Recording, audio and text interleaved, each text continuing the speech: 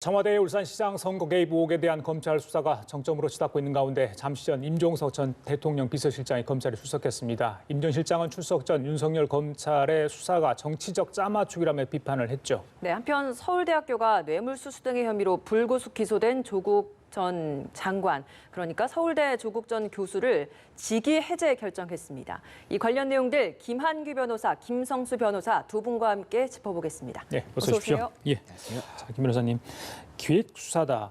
어제는 페이스북에 짜맞추기 수사 이런 이야기를 하지 않습니까? 일단 본인이 받고 있는 혐의를 다 부인하는 거 아니겠습니까? 그렇죠? 예. 네, 원론적으로 굉장히 지금 방금 페이스북이라든가 방금 이제 출두 화면 자체를 보면은 굉장히 억울하고 이 검찰 수사에 대해서 굉장히 이제 비판적인 목소리를 냈는데요. 사실은 이제 또 한편으로는 이제 총론적으로는 부인했지만은 사실은 임 전 실장이 받는 혐의 자체는 이제 지난 지방선거 당시에 이제 경쟁 후보였던 그 임동호 씨에 대해서 과연 그 경선 포기 종용을 했는지 여부가 가장 핵심적인 것으로 알려졌습니다. 이 부분에 대해서는 아주 이제 구체적으로 임 전 실장이 이제 뭐 만난 적이 없다라든가 뭐 그런 식으로 뭐 후보 종용 사태를 종용한 적이 없다든가 이런 아주 구체적인 발언을 아직 하진 않았지만은 뭐 조사 끝나고 또 말한다고 하니까 이 부분에 대해서 과연 검찰이 얼마 정도의 증거를 갖고 있고 이거에 대해서 반박할지가 아마 오늘 수사의 핵심이 아닌가 보고 있습니다. 예. 오늘 구체적으로 어떤 혐의에 대해서 조사를 받게 되는 건지 좀 정리가 필요할 것 같습니다.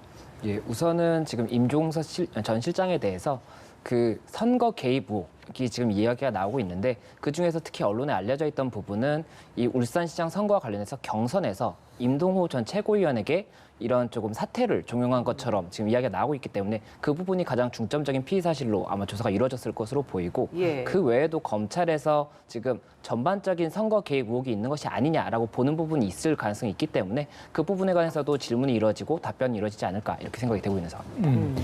입증을 못하면 누군가 반성을 하고 사과를 하고 책임질 수 있느냐까지 이야기를 했단 말이죠. 강하게 일단 검찰 쪽에 항의 표시를 한 거 아니겠습니까? 그렇다면 조사 과정에서 검찰에 뭐 지금 변호인이 같이 입회를 했는지 모르겠습니다만 어떤 식으로 본인의 혐의를 아까 방어를 할 것으로 예상을 하십니까? 우선은 검찰에서는 이 피의 사실, 그러니까 혐의 사실에 대해서 질문을 하게 되고 그에 대해서 그럼 반박을 하면서 이것이 뭐 정말 자신의 혐의가 맞는지 그러면 아닌지 이 부분을 답변을 할 수 있는 기회가 되게 됩니다. 그래서 사실은 이 기소가 아니라 지금 현재는 피의자로서 소환해서 조사를 받는 부분인데 이에 대해서 뭐 책임을 져야 한다. 이렇게까지 얘기하는 것은 뭐 일각에서는 조금 뭐 다른 이견이 나올 수가 있는 부분이 아닌가 이런 생각이 드는 부분이고 어쨌든 지금 검찰에서는 이런 부분 혐의가 있는지 여부를 조사를 하겠다는 것이고 임종원 전 실장에서는 지금 이 부분에 관해서 본인의 혐의가 없다라고 주장을 하고 있기 때문에 이 부분 이제 본인의 각 질문에 대해서 본인의 혐의는 본인의 사실관계나 입장은 이렇다 이렇게 지금 답변을 할 것으로 예상이 되는 상황입니다. 예, 조사를 받은 후에 기자들의 질문에 좀 답을 하겠다라는 이야기를 하고 들어갔습니다.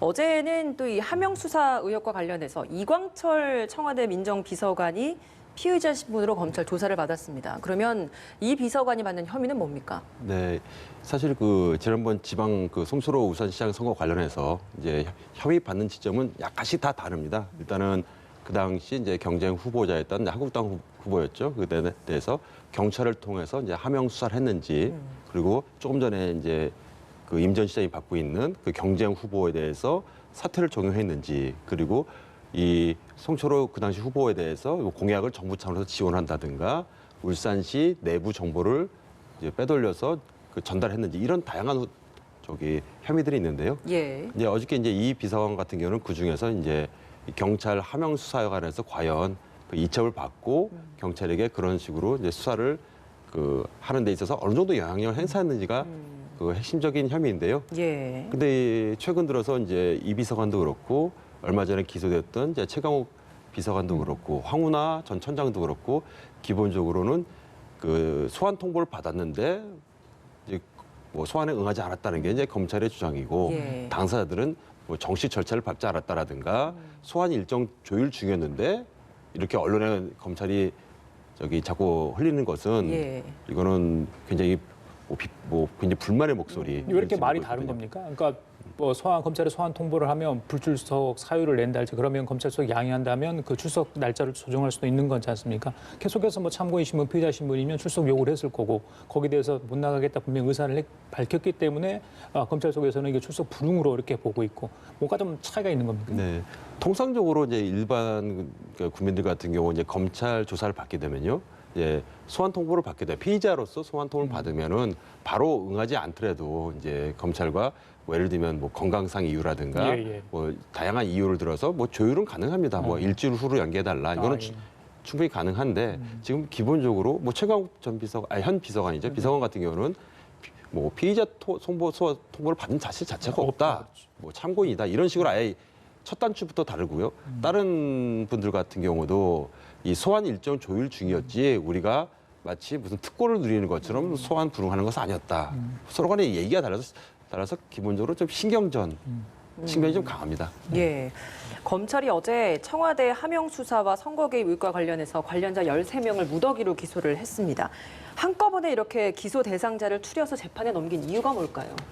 이게 굉장히 조금 이례적이다 보니까는 많은 관심을 받았던 부분은 예. 맞습니다. 다만 검찰에서 어떤 의도로 이렇게 무더기 기소를 했는지에 대해서는 아직 추측밖에 나올 수가 없는 상황이고, 다만 이제 2월 3일에 또 한 번 인사 이제 절차가 있기 때문에 그 전에 관련자들을 추려서 최대한 많이 기소를 이제 진행을 하고 그 다음에 인사 부분을 받아들이려고 하는 것이 아니냐 이런 의견이 나오고 있는 부분이고, 또 그리고 이 13명에 대해서 지금은 어쨌든 다 유사한 울산시장 관련해서 울산시장 선거 개입과 관련해서 지금 기소가 이루어진 것이기 때문에 검찰에서 그래도 굉장히 상당히 많이 좀 수사를 진행하고 현재까지 기소가 가능한 사람들을 기소한 것이 아니냐, 또 그리고 총선 부분에 영향을 끼치는 것을 최대한 막으려고 한 것이 아니냐 이런 의견들도 나오고 있는 상황입니다. 예, 다음 달 3일에 이제 지난번에 중간 간부 인사했죠. 그래서 수사팀 교체가 있기 때문에 전격적으로 한꺼번에 기소를 하는 거 아니냐 이런 말씀이신 것 같아요.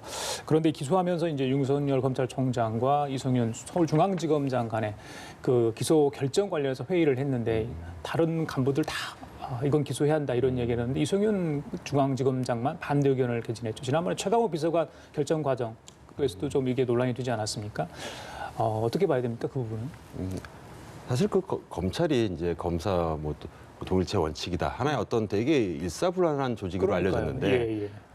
검찰총장으로 상징되는 대검의 입장과 어떻게 보면은 일선 지검 중 가장 규모가 큰 서울중앙지검장이 이렇게 이견이 있는 경우는 거의 뭐 찾아볼 수 없는 예. 경우입니다. 그 어저께 같은 경우에서도 이전에 이제 최강욱 비서관 때와 그때도 이제 뭐 절차상 문제가 있다 해서 법무부에서는 뭐 감찰할 수도 있다고 사실 압력을 넣지 않았습니까? 예. 그래서 어제 같은 경우는 아예 공식적으로 회의를 하고 그 당사자의 발언들, 의견들을 다 기록에 남겼다고 합니다. 뭐 이성윤 지검장의 의견도 뭐 일리가 없는 것은 아닙니다. 뭐 황운하 전 청장 한번 소환 조사해보자라든가 뭐 추가적으로 더 전문자들의 자문을 들어보자. 이 자체는 이게 문제가 될 건 아닌데 예. 이견이 있었다는 자체는 좀 유례가 없고 그 과정이 좀 어떻게 앞으로 이렇게 공소 유지가 될 것이고, 왜냐하면 공소 유지는 서울중앙지검에서 맞는 거거든요. 어차피. 근데 지검장은 이성윤 지검장 아닙니까? 그렇죠. 그러니까 앞으로 공판 단계에서 재판 단계에서 검사들이 과연 뭐 충분히 성실하게 공소 유지를 할 것인지, 또 그 와중에 또 서울중앙지검장의 역할은 무엇인지 또 좀 지켜봐야 될 것 같습니다. 예, 백원우 전 비서관, 한병도 전 정무수석, 박형철 전 비서관, 뭐 굉장히 청와대 인사 4명을 포함해서 관련된 사람들이 무더기로 기소가 됐습니다. 이 관련된 이야기 뭐 추가 기소가 있을 수도 있으니까요. 저희가 좀 더 지켜보도록 하겠습니다. 서울대학교에서 조국 전 장관에 대해서 직위 해제를 하겠다라고 어제 결정을 내렸습니다.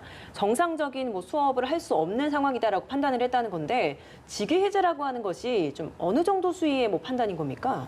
예, 우선은 이 서울대에서 서울대 교원 인사 규정이 있습니다. 이 인사 규정 38조 1항에 총장은 다음 각호의 어느 하나에 해당하는 교원에게는 직위를 부여하지 아니할 수 있다라고 규정을 하고 있고, 이후에 형사사건으로 기소된 자의 경우에는 직위해제를 할 수 있다라고 되어 있는데, 서울대에서는 이 부분 관련해서 이제 실제로 수업을 한다든지 이런 학습권에 침해가 있을 여지가 있기 때문에 직위해제를 결정했다라고 이야기를 했던 부분이고, 예. 이 직위해제라는 것은 징계 부분은 아닙니다. 그렇다 보니까는 징계가 아닌 행정 조치이기 때문에 네. 이 부분 관련해서 오해가 없었으면 좋겠다. 뭐 이런 이야기가 나오고 있는 상황이기 때문에 이런 부분 조금 주의가 필요할 것으로 보이고, 그러면, 다만 예. 조국 전 수석 같은 경우에는 이 부분 관련해서 이제 공개적으로 또 입장을 SNS에 발표를 했는데, 뭐 담담히 받아들이긴 하겠으나 이 부분 이제 직위해제를 하는 것이 또 굉장히 좀 부당한 선입견을 줄 수가 있기 때문에 때문에 이런 부분 조금 아쉬운 부분이 있다. 이렇게 지금 이야기를 하고 있는 부분이어서 이런 부분들이 조금 더 이제 이슈가 되지 않을까 생각이 되는 부분이고 예. 직위해제 말씀하셨던 직위해제라는 것은 교수로서의 직은 유지가 되지만 지금 현재 직위가 있는 뭐 교수로서 이제 수업을 진행한다든지 이런 부분들에 있어서 해제가 된 것이기 때문에 네. 뭐 그런 부분들에 대해서도 조금 오해가 없었으면 하는 부분입니다. 그러면은 행정 조치이기 때문에 만약 재판이 끝나고 나면 다시 복직 이런 것도 가능한 겁니까? 예, 복직이 아니라 교수직은 지금도 유지가 되고 있기 때문에 총장이 이제 기소가 뭐 이제 유죄 판결이든 무죄 판결이든 판결이 나고 나면 그 다음에 다시 한번 처분에 대해서 결정을 할 수가 있고 그때 다시 직위를 부여한다든지 이런 결정을 할 수가 있는 것입니다. 예, 그러면 일단 재판이 무죄가 확정될 때까지는 기다려야 되는 겁니까? 아니면 1심만으로도 어떻게 학교 측에서 징계 관련 이야기를 할 수 있는 겁니까? 어떻습니까? 네, 통상적으로 이제 재판이 확정된 경우에 확정돼 이제 1심도 있고 뭐 대법원까지 갈 수도 있는데 그러니까요. 그때까지는 아마도 이제 직위가 부여되긴 곤란할 것 같고요. 만약에 뭐 무죄가 나온다면 이제 뭐 명예뿐만 아니라 교수로서 제 역할을 할 수 있는데 일부라도 유죄가 나오는데 그 유죄의 형량 자체가 뭐 예를 들면 뭐 징역형 이상인 경우에는 아예 교수 신분 자체를 이제 상실하게 됩니다. 예. 알겠습니다. 한 가지만 조국 전 장관 얘기했으니까 가족 비리 의혹 관련해서 29일 날 재판이 열릴 것, 그러니까 공판 준비 기일이었죠. 예, 예, 예. 이게 연기됐습니다. 다른 사건과 병합된다. 지난번에 박형철 전 비서관이랄지 그 사건도 있지 않습니까? 예, 예, 그 예. 하명 관련 수사 의혹, 감찰 무마 의혹, 네네. 그거 관련해서 병합될 가능성이 높은데 연기된 이유가 다른 이유도 있는 겁니까? 아닙니다. 그게 기본적으로 동일한 피고인이었고 그다음에 사건 자체가 한 재판부에 몰려 있는 사건입니다. 이거에 대해서는 효율적인 재판을 위해서 또 당사자 피고인의 어떤 방어권을 위해서도 병합해서 그 재판하는 것이 재판부의 어떤 뭐 재판의 효율성, 그 당사자 방어권 차원에서는 다 도움이 되기 때문에 검찰이라든가 변호인 다 요청한 것입니다. 그래서 뭐 특별히하게 이게 문제되는 것은 아닙니다. 알겠습니다. 다음 달 12일로 일단 재판 길이 예. 잡힌 거죠? 네, 알겠습니다. 그 다툼의 문제는 뭡니까? 직권남용입니까? 오늘 저기 김기춘 전 비서실장 대법원 상고심 결정이 나지 않습니까? 조국 전 장관의 그 관련 혐의에도 영향을 미친다고 들었습니다. 아마 상당히 영향이 있을 것 같습니다. 그래요? 왜냐하면 대법원에서 기존의 판례대로라면은 그냥 판단하면 될 것인데 이걸 전원 합의체로 그렇죠. 판단한다는 것 자체는 소부에서 옮겼지 않습니까? 예, 기존의 어떤 직권남용에 관해서 어떤 명확한 기준을 판단하겠다는 거거든요. 이 자체는 뭐 조국 전 장관뿐만 아니라 지금 검찰 수사를 받고 있는 상당 부분 사람들이 다 직권남용이고요. 많은 부분이 직권남용이 뭐 적용돼 양승태 있으니까. 대법원도 다 직권남용입니다. 예. 그래서 만약 직권남용의 기준을 높인다면 뭐 이 피고인들한테는 되게 유리하겠죠. 알겠습니다. 지금까지 김한규 변호사, 김성수 변호사 두 분과 함께했습니다. 말씀 감사합니다. 고맙습니다. 감사합니다.